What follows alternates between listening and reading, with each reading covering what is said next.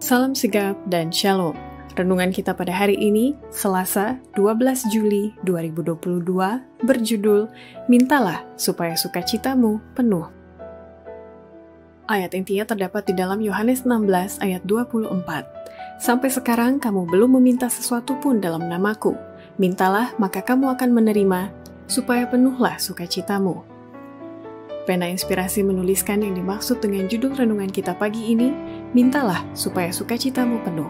Dikarenakan Dia akan memanggil, aku akan menjawab, supaya kita mengalami kasih Allah yang tiada bandingnya itu, dan kemudian dengan penuh keberanian datang menghampiri tahta kasih karunia Allah adalah sebagai berikut. Pertama, alasan utama, mintalah supaya sukacitamu penuh, karena hanya melalui Yesus kita dapat membuka hati kita kepada Allah seperti kepada seseorang yang mengenal dan mengasihi kita. Di dalam nama Yesus kita boleh datang ke hadirat Allah dengan keyakinan dari seorang anak. Tidak seorang pun diperlukan untuk bertindak sebagai perantara. Melalui Yesus kita dapat membuka hati kita kepada Allah seperti kepada seseorang yang mengenal dan mengasihi kita. Kedua, alasan utama, mintalah supaya sukacitamu penuh, karena Allah hanya menghormati nama Yesus dan memenuhi segala keperluan kita dari kekayaan kemurahan hatinya. Bapamu yang di surga mengetahui bahwa engkau memerlukan ini semua, dan engkau diundang untuk meminta itu semuanya. Melalui nama Yesuslah setiap kemurahan hati diterima. Allah akan menghormati nama itu dan akan memenuhi keperluanmu dari kekayaan kemurahan hatinya.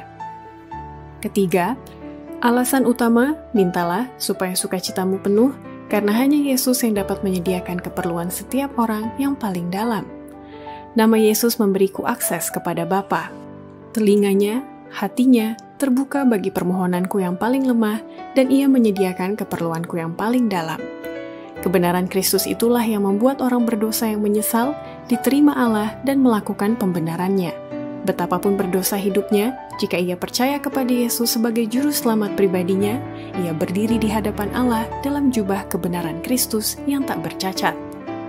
Keempat, alasan utama, mintalah supaya sukacitamu penuh, karena rahasia kesuksesan dalam pekerjaan apapun hanya terdapat di dalam nama Yesus. Biarlah muda-mudi dan anak-anak bekerja di dalam nama Yesus.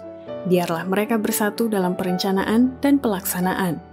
Tidakkah kamu dapat membentuk satu kelompok kerja dan menyisihkan waktu untuk berdoa bersama dan memohon kepada Tuhan akan rahmat-Nya, kemudian kamu bergerak serentak? Demikianlah renungan kita pada hari ini, kiranya Tuhan memberkati kita semua.